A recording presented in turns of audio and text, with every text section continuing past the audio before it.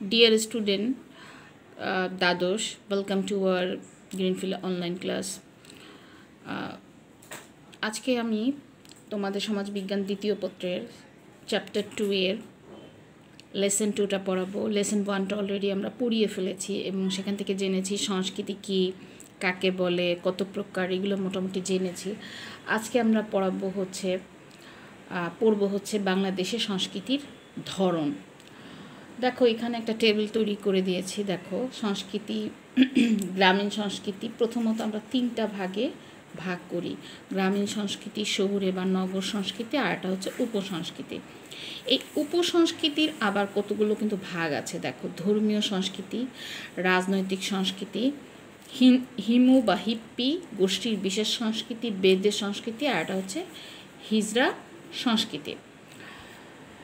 সামাজিক ইতিহাসবিদরা বলে থাকেন বাঙালি ভাষায় সংকর, জাতিতে সংকর এবং সংস্কৃতিতেও সংকর। সংকর কি মিক্সড বলা হয়। সংকর বলতে বোঝাচ্ছে হচ্ছে মিক্সড, কারণ আমাদের কিন্তু মূলত ধার করা কালচার। কারণ যখন মুঘলরা আমাদের এখানে শাসন চালিয়েছে তখন আমরা মুঘলদের সংস্কৃতিটায় অভ্যস্ত হয়ে গিয়েছি। যখন ইংরেজরা ছিল, ব্রিটিশদের আন্ডারে আমরা ছিলাম, তখন তাদের সংস্কৃতিতে আমরা ইউজ টু হয়ে গিয়েছি। এবং লাস্টলি যখন পাকিস্তানিরা আমাদেরকে ডোমিনেট করে বা তাদের আন্ডারে আমরা ছিলাম, তখন পাকিস্তানি অনেক সংস্কৃতি আমাদের কালচারের ভিতরে চলে এসেছে। তো এখন প্রথমেই আমি গ্রামীণ সংস্কৃতিটা একটু পড়াবো। গ্রামীণ সংস্কৃতি, এখানে বাংলাদেশ তোমরা জানো একটা রিভার রাইন কান্ট্রি বা river based village based country. Bangladesh একটা গ্রাম প্রধান দেশ। গ্রাম হচ্ছে সংগঠিত জনসমাজ যার একটি নির্দিষ্ট নাম রয়েছে। প্রত্যেকটা গ্রামেরই কিন্তু নাম রয়েছে। সে যে কোনো গ্রামে যাও না কেন তার কিন্তু একটা নাম রয়েছে। গ্রামের মানুষের প্রধান কাজ কি? ওদের প্রধান পেশা হচ্ছে কৃষিজীবী ওরা। আর গ্রামের চারিদিকে রয়েছে চাষযোগ্য জমি, পরিবেষ্টিত ঘরবাড়ি, বিস্তৃত প্রান্তর, উঁচু নিচু পাহাড়, ঝিল, বিল, নদী, নালা, এগুলো বিশাল একটা সমাহার, মানে প্রকৃতির একটা বিশাল ভাণ্ডারের মধ্যে ওরা বসবাস করে। প্রাকৃতিক আবহাওয়ার প্রাচুর্যে ভরা গ্রাম বাংলার পরিবেশ। বাংলাদেশের গ্রামে জমি জমা হচ্ছে ক্ষমতার মূল ভিত্তি। এটা কিন্তু খুব ইম্পর্টেন্ট একটা লাইন, আন্ডারলাইন করো। বাংলাদেশের গ্রামে জমি জমা হচ্ছে ক্ষমতার মূল ভিত্তি। বাংলাদেশের জনসংখ্যার অধিকাংশই হচ্ছে গ্রামে বাস করে। তাই বাংলাদেশের সংস্কৃতি বলতে মূলত গ্রামীণ সংস্কৃতিকে বোঝায়। আমাদের সাহিত্য, সংস্কৃতি, শিল্পকলা, সমাজ, অর্থনীতি সব কিছুই কিন্তু গ্রামীণ সংস্কৃতিকে ঘিরে। সেটা তুমি পল্লী কবি জসিমউদ্দিনের কবিতায় পাও বা বেগম সুফিয়া কামালের কবিতায় পাও। প্রত্যেকটা কবিতার মধ্যে বা গল্পের মধ্যেই গ্রামীণ ছোঁয়াগুলো, আমাদের সাংস্কৃতিক ছোঁয়াগুলো আমরা পেয়ে থাকি। সমাজবিজ্ঞানী বোগাডার্স তার ডেভেলপমেন্ট অফ সোশ্যাল থট নামক গ্রন্থে বলেছেন, human society has been cradled in the rural group, মানে হচ্ছে সমাজের শৈশবকালই হচ্ছে গ্রামীণ গোষ্ঠী। এবার আমরা প্রথম আলোচনা করি বাসস্থানের প্রকৃতি। বাংলাদেশের গ্রামের বেশিরভাগ, দেখো বাংলাদেশের গ্রামের বেশিরভাগ মানুষের ঘরবাড়ি কি টিনের এবং বাঁশের তৈরি। গ্রাম অঞ্চলের বাড়িঘরগুলো বাঁশ, ছন, টিন ইত্যাদি দিয়ে তৈরি হয়, তবে আধা পাকা বাড়ি, পাকা বাড়িও হচ্ছে ইদানিং। গ্রামে আরেকটা জিনিস দেখবা, কাঠের দোচালা, চৌচালা, আবার মাটির দোচালা, চৌচালাও কিন্তু আমি দেখেছি গাজীপুর বা সাউথের নর্থের দিকের জায়গাগুলোতে কিন্তু আমি মাটির দোতলা, দোতলা, একতলা, দোতলা দেখেছি। 3তলা দেখিনি, একতলা, দোতলা দেখেছি। আবার যেগুলো হচ্ছে পানি বেষ্টিত, মানে প্রচুর বন্যা হয়, সেখানেও কিন্তু প্রচুর কাঠের উঁচু ঘরবাড়ি আছে। শোবার ঘরের পাশেই থাকে রান্নাঘর, গোয়ালঘর। টয়লেট শোবার ঘর থেকে একটু দূরে তৈরি করা হয়। হিন্দু মুসলিম সবাই বৈচিত্র্যময় বাড়িঘর নির্মাণ করেন। পর্দা রক্ষার জন্য মুসলমানরা কি করে, দরজায় পর্দার ব্যবহার করে। মুসলিম বাড়িগুলোতে গেলে দেখতে পাবা ওদের অন্দর মহল যেটাকে বলে মেইন গেট, সেইখানে কিন্তু পর্দা থাকে। ওই যে কৌলিন্য যতই থাকুক কিন্তু পর্দাটা আছে। তাছাড়া বাড়ির আসবাবপত্র, তৈজসপত্রে হিন্দু মুসলমানদের মধ্যে স্বাতন্ত্র্যতা ফুটে ওঠে। মুসলমানরা সাধারণত মাটি, চীনামাটি, টিনের তৈরি বাসনপত্র ব্যবহার করে। হিন্দুরা করে কি, পিতলের কলসি, কাঁসার থালা, তৈজসপত্র ইত্যাদি ব্যবহার করতে তারা পছন্দ করে। হিন্দুরা তাদের ঘরে সাধারণত দেবদেবীর ছবি রাখে, আর মুসলিমরা রাখে হচ্ছে বিভিন্ন স্থানে ধর্মীয় বাণী, মসজিদের ছবি, এগুলো আমরা দেখতে পাই। পরিবারের ধরন দেখো, পরিবারের ধরনটা কেমন। বিভিন্ন প্রতিষ্ঠানের মধ্যে সবচেয়ে প্রাচীন হচ্ছে পরিবার। বাংলাদেশের গ্রামে সাধারণত যৌথ পরিবার আমরা দেখি। একটা সময় ছিল যে মানে একই রান্নাঘরে রান্না করা হতো এবং জমি জমাগুলো ভাগ করা ছিল না, যার ফলে একসঙ্গে তারা, যেহেতু পেশাটা কৃষি, যার ফলে তারা যৌথ পরিবারে বা যৌথ লাইফ লিড করতো। বর্তমানে আধুনিকতার ছোঁয়া গ্রামেও লেগেছে, যৌথ পরিবারের স্থলে একক পরিবার এখন জায়গা করে নিয়েছে। তারপরে আছে হচ্ছে খাদ্যাভ্যাস, মানুষের ফুড হ্যাবিটটা। বাংলাদেশের গ্রামে সাধারণত 3 বেলায় তারা আহার করে। ভাত, মাছ, ডাল, শাকসবজি, দুধ ইত্যাদি মানুষের প্রধান খাদ্য। উপার্জনের ভিত্তিতে বিভিন্ন পরিবারের খাদ্য গ্রহণে বৈচিত্র্য দেখা যায়, যেমন সকালবেলা নাস্তায় ভর্তা, পান্তা ভাত, পেঁয়াজ, কাঁচামরিচ, এগুলো হচ্ছে আমাদের একদম রুরাল অরিজিনাল কালচার। বর্তমানে অবশ্য অনেকে রুটি, পিঠা কিংবা চা, বিস্কুট খেতেও দেখা যায়। তারপরে দেখো কৃষি নির্ভর জীবিকা। কৃষি নির্ভর জীবিকার মধ্যে দেখো বাংলাদেশের গ্রামের অর্থনীতির মধ্যে কৃষি নির্ভর। এখানকার অধিকাংশ জনগণ কৃষি কাজ করে। ম্যাকাইভার পেজ বলেন, বাংলাদেশের গ্রাম অঞ্চলে সীমিত আকারে অন্যান্য পেশার মানুষ আমরা দেখতে পাই, কুলি, মজুর ইত্যাদি। সহজ সরল জীবনযাপন। ম্যাকাইভার পেজ একটা কথা এখানে বলেছেন যে the principal occupation of country man may be hunting or fishing as in many primitive countries, but pre-eminently it is farming involving the raising of crops and stocks. সহজ সরল জীবনযাপন। আমাদের আরেকটা বৈশিষ্ট্য হচ্ছে মানুষের জীবনযাপন খুব সিম্পল লাইফ লিড করে, খুব শান্তিপ্রিয়, তারা পিসফুল, এছাড়া তারা হচ্ছে পিচ লাভিং পিপল, আর হচ্ছে তারা খুব ভনিতা, সততা, প্রতারণার আশ্রয় গ্রহণ করে না, একেবারেই খুবই যেটাকে বলে নন আর্টিফিশিয়াল। তারা গ্রামের মানুষরা সাধারণত অনাড়ম্বর, মিতব্যয়ী, আনন্দময়, শান্তিপ্রিয় হয়ে থাকে। আর ধার্মিকতা, এখন আমরা একটু ধার্মিকতায় যাই। ধার্মিকতার মধ্যে দেখো একটা বৈশিষ্ট্য গ্রামীণ সংস্কৃতির। গ্রাম অঞ্চলে বিভিন্ন সম্প্রদায়ের মানুষ আমরা বাস করে। তারা শবে বরাত, মুসলমানরা শবে বরাত, সুন্নতে খাতনা, আকিকা, ঈদে মিলাদুন্নবী, হজ, শবে মেরাজ, রোজা, নামাজ, চল্লিশা এগুলো পালন করে। হিন্দুদের মধ্যে দুর্গা পূজা, লক্ষ্মী পূজা, সরস্বতী পূজা, মনসা পূজা, গণেশ পূজা, দোলযাত্রা, রথযাত্রা, জন্মাষ্টমী, হোলি এগুলা তারা করে। বৌদ্ধরা মাঘী পূর্ণিমা, আর খ্রিস্টানরা বড়দিন, স্টার সানডে, এগুলো যার যার যে ধর্ম আছে সেটা পালন করে। খেলাধুলা, আমাদের বাংলাদেশের সংস্কৃতিতে, গ্রামীণ সংস্কৃতিতে খেলাধুলা একটা গুরুত্বপূর্ণ স্থান দখল করে আছে। খেলাধুলার মধ্যে উল্লেখযোগ্য কয়েকটি খেলা: বলি খেলা, তুম্বুরু খেলা, চিহি খেলা, কড়ি খেলা, ডাঙ্গুলি, চুয়া খেলা, টুসি খেলা, ষাঁড়ের লড়াই, মোরগ লড়াই, চোখ বান্ধা খেলা ইত্যাদি, কৈতরিক বাচ্চা খেলা এগুলো খেলে তারা। বাঘবন্দি, 5 গুটি, সাপ লুডু, চিমটি খেলা গ্রামাঞ্চলে মেয়েরা এগুলো পছন্দ করে। হাডুডু, নৌকাবাইজ, এটা কিন্তু খুব দেখার মতো একটা খেলা। হাডুডু এবং নৌকাবাইজে প্রচুর এনজয় করা যায়। দাঁড়িয়ে বান্ধা, গোলাছুট, হাড়ি ভাঙা ইত্যাদি খেলাগুলো আমরা দেখি। তাছাড়া বর্তমানে কিন্তু ফুটবল, ক্রিকেট তো আছেই, ব্যাডমিন্টন, এগুলো গ্রামীণ সংস্কৃতিতেও দেখা যায়। পোশাক পরিচ্ছদ, ওদের হচ্ছে ড্রেসটা কেমন। গ্রামের পুরুষেরা পাঞ্জাবি, পাজামা, লুঙ্গি, শার্ট, প্যান্ট এগুলো, আর মহিলারা শাড়ি, ব্লাউজ ইত্যাদি পরে। মেয়েরা সালোয়ার কামিজ। সামাজিক নিয়ন্ত্রণের মাধ্যম, বিধিবিধান, রীতিনীতি, লোকনীতি, মূল্যবোধ, প্রথা, প্রতিষ্ঠান ইত্যাদি তারা খুব মানুষের উপর নিয়ন্ত্রণ করে এই বিষয়গুলো।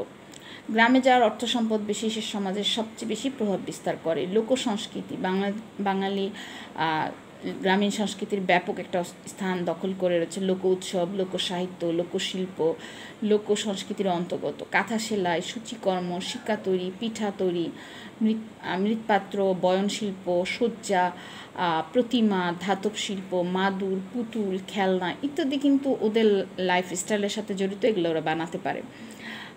তারপরে হচ্ছে লোকসাহিত্য হচ্ছে মানুষের মুখে মুখে প্রচলিত ছড়া, গান, প্রবাদ বাক্য, কিস্সা কাহিনী, অর্থাৎ সমাজে বসবাস করে মানুষের মৌখিক সাহিত্য হচ্ছে লোকসাহিত্য, আন্ডারলাইন ইট। দেওয়ানা মদিনা, নিজামুদ্দিন আউলিয়া, ইউসুফ জুলেখা, আলাউলের সেই বিখ্যাত উপন্যাস ইউসুফ জুলেখা, লাইলি মজনুর কিচ্ছা, এগুলো আমরা মানুষের মুখে এদিকে অন্যদিকে মেলা, কবিগান, জারিগান, পুঁথিপাঠ এগুলো আমরা দেখি। ধর্মীয় মূল্যবোধ প্রাধান্য হচ্ছে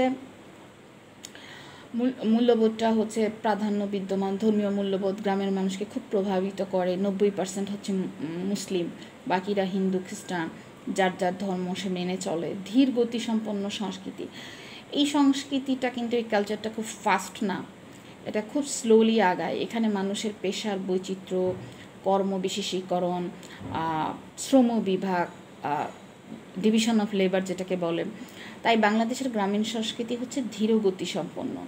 ম্যাকাইভার পেজ বলেন, his role in social life more deeply fixed and so are his ways and thought and aspiration. অসাম্প্রদায়িক একটা চেতনা, সামষ্টিক চেতনা বিদ্যমান এখানে। সাম্প্রদায়িকতা একেবারেই কাজ করে না। শিক্ষার সুযোগ সুবিধার স্বল্পতা, এটা একটা বড় ধরনের বৈশিষ্ট্য। শিক্ষার সুযোগ সুবিধা খুবই কম, শিক্ষার হারও কম, বিশেষ করে মেয়েরা শিক্ষার দিক দিয়ে অনেকটাই পিছিয়ে। প্রাথমিক শিক্ষার হার কিছুটা সন্তোষজনক, কিন্তু উচ্চশিক্ষার ব্যবস্থা তেমন একটা সন্তোষজনক নয়, কারণ ওদের খুব আর্লি ম্যারেজটা ওদের ওখানে প্রচলিত খুব গ্রামে। রীতিনীতি, সনাতন পদ্ধতি, শিক্ষার ব্যাপারে এখনও ধর্মীয় গোঁড়ামি, রক্ষণশীলতা, কনজারভেটিভনেসটা এখনও আছে, কুসংস্কার, সুপারস্টিশন এগুলো আছে। রাজনৈতিক অংশগ্রহণে বাংলাদেশের গ্রামীণ সংস্কৃতিতে আমরা দেখি যে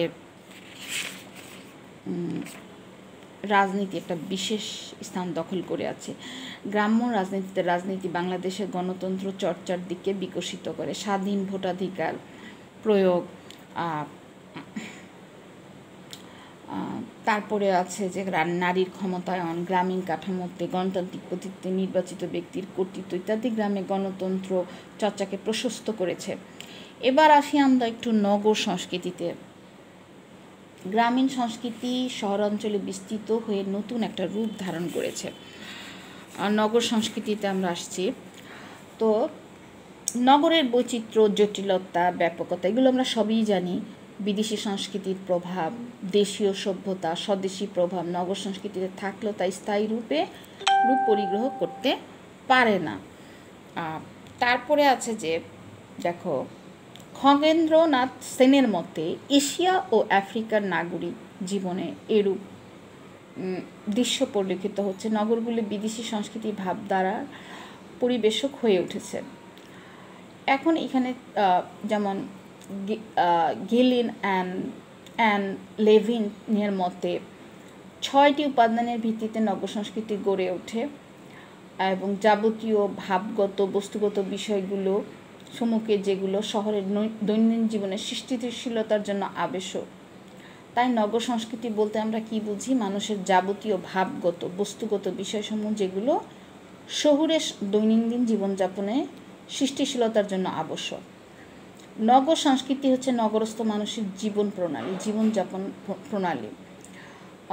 উইকিপিডিয়াতে বলা হয়েছে নগর সংস্কৃতি নগরের মানুষের যাবতীয় কর্মকাণ্ড, ক্লাব, অট্টালিকা, লাইব্রেরি, চিড়িয়াখানা ইত্যাদি বিনোদনের মাধ্যম সহ শিক্ষা প্রতিষ্ঠান, সাংস্কৃতিক প্রতিষ্ঠান নিয়ে গঠিত।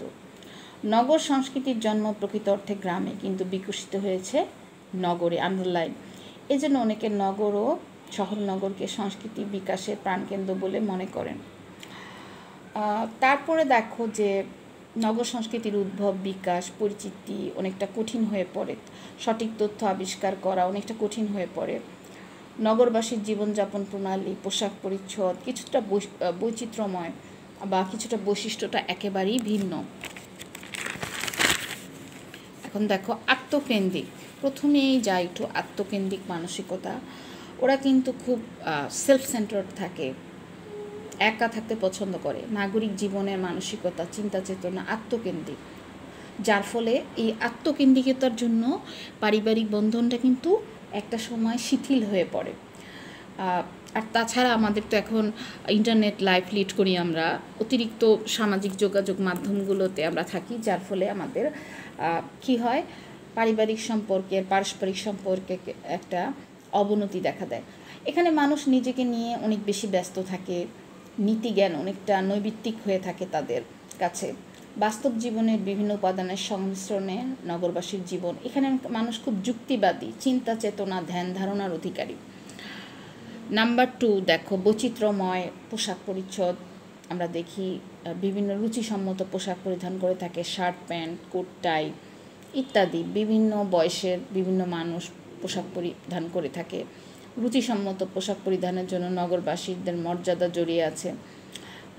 তারপরে গড়ে উঠেছে বিউটি পার্লার, মেয়েরা ওইটা বেশি চর্চা করতে পছন্দ করে। আমার মেয়ে স্টুডেন্ট যারা আছে তারা তো জানেই ভালো করে। জাঁকজমকপূর্ণ আবাসস্থল, শহরাঞ্চলে ইটের তৈরি পাকা ঘরবাড়ি পরিলক্ষিত হয়, আকাশচুম্বী অট্টালিকা প্রায় দেখা যায়। তারপরে পেশাজীবী মানুষের আবাসস্থল, অর্থনীতি মূলত শিল্প, বাংলাদেশের নগরাঞ্চলে শিল্প কলকারখানা, আধুনিক যন্ত্রপাতি, শিল্প নির্ভর নগরের অর্থনীতির প্রাধান্য পরিলক্ষিত হয়।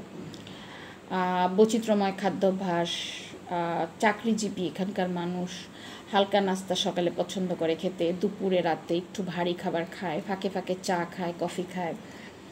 এছাড়া খাদ্য তালিকায় তাদের থাকে মাছ মাংস সবজি মিষ্টি ফলমূল।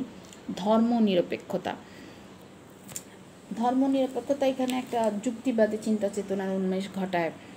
এখানে দেখা যায় যে ধর্মীয় আচার অনুষ্ঠানের মধ্যে কখনো কখনো বিনোদন লাভের চেষ্টা করা হয়। বিভিন্ন ধর্মীয় অনুষ্ঠানে কিন্তু অনেক কিছুর অ্যারেঞ্জমেন্ট করা হয় আমরা জানি। তারপরে আছে জ্ঞান বিজ্ঞান প্রযুক্তির চর্চা, নগর সংস্কৃতি গুরুত্বপূর্ণ একটি বৈশিষ্ট্য হচ্ছে জ্ঞান বিজ্ঞান প্রযুক্তির চর্চা, ভালো স্কুল কলেজ বিশ্ববিদ্যালয় নগরাঞ্চলের অবস্থিত।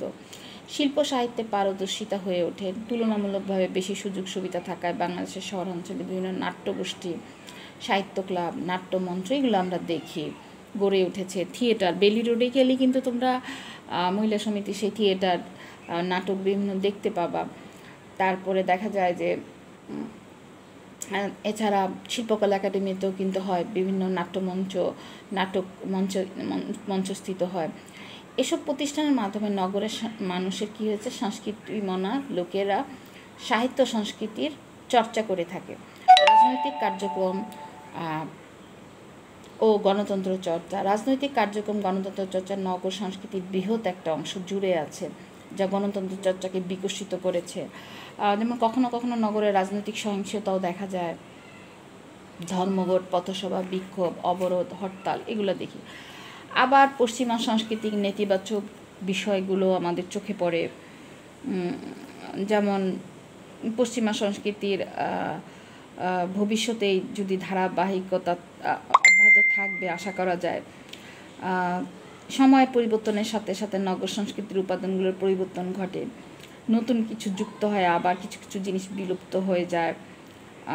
আবার যেমন পশ্চিমা সংস্কৃতির প্রভাবে কোনো কোনো উপাদান বিলুপ্ত হয়ে গেছে বা বিলুপ্ত হওয়ার পথে। ব্যাপক শিল্পায়ন, ইন্ডাস্ট্রিয়ালাইজেশন ইজ কি টু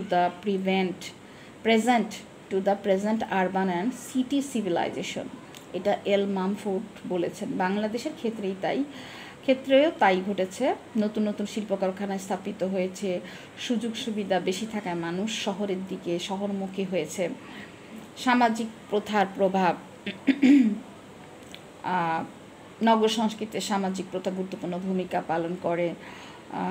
তারপরে দেখা যায় যে গতিশীল সংস্কৃতি, একটি দিক হচ্ছে গতিশীল, সময়ের সাথে সাথে তাল মিলিয়ে এটি চলতে থাকে। নগরবাসীদের জীবনধারার গতিশীলতা, উৎসাহ উদ্দীপনা প্রাধান্য আমরা দেখি। উচ্চাভিলাষী লোকের সংখ্যা বেশি এখানে। অর্জিত মর্যাদার গুরুত্ব, দৃষ্টিভঙ্গি, কুসংস্কার মুক্ত, সংস্কারপন্থী এই বিষয়গুলো দেখি। নারীর ক্ষমতায়ন আমরা দেখি, নারী স্বাধীনতা, নারী শিক্ষা দীক্ষা গ্রহণের পর্যাপ্ত সুযোগ সুবিধা এখানে পায়। নারী স্বাধীনতা, নারীদের অধিকার নিশ্চিত করার জন্য নগরাঞ্চলে গড়ে উঠেছে বিভিন্ন মহিলা সমিতি, মহিলা যুব সমিতি, নারী মঞ্চ, মহিলা পেশাজীবী সমিতি। প্রত্যেকটা পেশারই কিন্তু শহরে পেশাজীবী সমিতি রয়েছে, ডক্টরদের জন্য, ইঞ্জিনিয়ারদের জন্য, সবগুলো পেশারই কিন্তু আছে। চিত্ত বিনোদনের ভিন্নতা, ক্লাব, রেস্টুরেন্ট, সিনেমা, এগুলোতে মানে শহরের জীবন অনেকটা এক কেন্দ্রিক বা সেলফ সেন্টার বলতে পারো। এরপরে আমরা আসবো হচ্ছে উপসংস্কৃতি বাংলাদেশের। দেখো উপসংস্কৃতি বাংলাদেশের উপসংস্কৃতির মধ্যে আমরা দেখব হচ্ছে এই শহুরে গ্রাম ছাড়াও আরেকটা সংস্কৃতি রয়েছে, সেটা হচ্ছে উপসংস্কৃতি। উপসংস্কৃতি হচ্ছে বৃহত্তর সংস্কৃতির ব্যবস্থায় স্বতন্ত্র বৈশিষ্ট্য সম্পন্ন একটি ক্ষুদ্রতর সংস্কৃতি। এখন এই সংস্কৃতিটা জাতীয় সংস্কৃতির একটি অংশকে বোঝায় উপসংস্কৃতি বলতে। হিমু হিপ্পি গোষ্ঠীর বিশেষ সংস্কৃতি, যারা মূল জনগোষ্ঠীর অংশ হলেও নিজেরা জীবন আচরণের জন্য বিশ্বে কার্যক্রম করে থাকে, যার মধ্যে আছে হিমু সংস্কৃতি, যারা হলুদ কাপড় পরিধান করে জীবন সম্পর্কে কিছুটা উদাসীন, অন্যের উপকারে আগুপিছু না চিন্তা করে ঝাঁপিয়ে পড়ে। হুমায়ুন আহমেদ দের উপন্যাসের এরকম গোষ্ঠী দেখা যায়। এছাড়া হিপ্পি গোষ্ঠী, যারা চুল বড় রাখে। এছাড়া কোনো ক্ষেত্রে ক্ষুদ্র নৃগোষ্ঠী সংস্কৃতির অনেকগুলো উপসংস্কৃতির আওতাভুক্ত বেদে সংস্কৃতি। এটা আমাদের খুব পরিচিত নোন একটা সংস্কৃতি, যাযাবর প্রকৃতির হয়, ওরা নৌকাতে থাকে বেশিরভাগ। এদের জীবনযাপন প্রণালী, পেশা, বৃত্তি, মূল্যবোধ, বিয়ে, এগুলো ভিন্ন হয়ে থাকে। খেলা, সাপের খেলা দেখায়, ঝাড়ফুঁক, সাপে কাটা রোগীর চিকিৎসার মাধ্যমে জীবন নির্বাহ করে। এদের স্থায়ী কোনো বাসস্থান নাই, আবাসস্থল নাই, এই জন্য এদেরকে যাযাবর বলা হয়। এরা নৌকা তাঁবুতে এক স্থান থেকে অন্য স্থানে ঘোরে। তারপরে আমরা আসবো লাস্ট ওয়ান, তৃতীয় লিঙ্গ বা হিজড়া সংস্কৃতি বা ট্রান্সজেন্ডার বলা হয় এদেরকে। তোমরা বাসে উঠলেই এই জিনিসটা বুঝতে পারবা যে ওদের যে আবির্ভাব বা ওদের অস্তিত্ব টের পেয়ে যাবা। বাংলাদেশের উপসংস্কৃতির উল্লেখযোগ্য একটি উদাহরণ হচ্ছে হিজড়া সংস্কৃতি। এরা ছেলেও না মেয়েও না, মানুষের মধ্যে কিছু লোক থাকে যারা ছিল, এদেরকে হিজড়া বলা হয়। হিজড়ারা মূলত সংস্কৃতিকে ভিন্ন সংস্কৃতিতে নিজেদেরকে অন্তর্ভুক্ত করে রাখে। পোশাক, চালচলন, ভাষা, চলাফেরা ভিন্ন প্রকৃতির হয়। হিজড়া সম্প্রদায় বিকৃত যৌনাচার, সঙ্গীত, নৃত্যের মাধ্যমে আনন্দ লাভ করে থাকে। এরা দলবদ্ধভাবে এককভাবে হাট বাজার, দোকানপাট থেকে চাঁদা তুলে জীবিকা নির্বাহ করে। বাংলাদেশ সহ সমগ্র বিশ্বে এখন হিজড়াদের সুস্থ স্বাভাবিক জীবনে আনার চেষ্টা চলছে। আমরা যদি একটু ইন্ডিয়ার দিকে তাকাই, দেখবা হিজড়ারা কিন্তু ট্রাফিক কন্ট্রোল বা হিজড়ারা ইন্ডিয়াতে কিন্তু অনেক ডেভেলপ করেছে। দেখবা তারা ম্যাজিস্ট্রেট হয়ে কাজ করছে, তারপরে ব্যাংকার হয়ে, স্কুল টিচার, সোশ্যাল ওয়ার্কার হয়ে কাজ করছে। কিন্তু আমার মনে হয় যে তোমরাও আমার সঙ্গে একমত হবা, যদি এদেরকে ঠিকমতো আমরা রিহ্যাবিলিট করতে পারি, ঠিকমতো তাদের এডুকেশন এবং ট্রেনিংয়ের ব্যবস্থা করা যায়, তারাও এই পর্যায়টায় যদি একটা নেইবরিং কান্ট্রি, পাশের একটা দেশ এটা করতে পারে, আমরাও ইনশাল্লাহ করতে পারবো। যার ফলে তাদের যেটা হবে যে তাদের এই যে একটা বারবারিয়ান লাইফ, যাযাবরের মতো এখান থেকে এখানে ঘুরছে, মানুষের কাছে চাঁদা দাবি করছে, এই বিষয়গুলো থেকে বেরিয়ে এসে তারা একটা সুস্থ লাইফ লিড করবে। তো আজকে আমাদের পার্ট 2টা অলরেডি পড়া হয়ে গেল, বোঝানো হয়ে গেল। যদি কোনো সমস্যা থাকে অবশ্যই আমার মেসেঞ্জারে লিখবা। Thank you very much.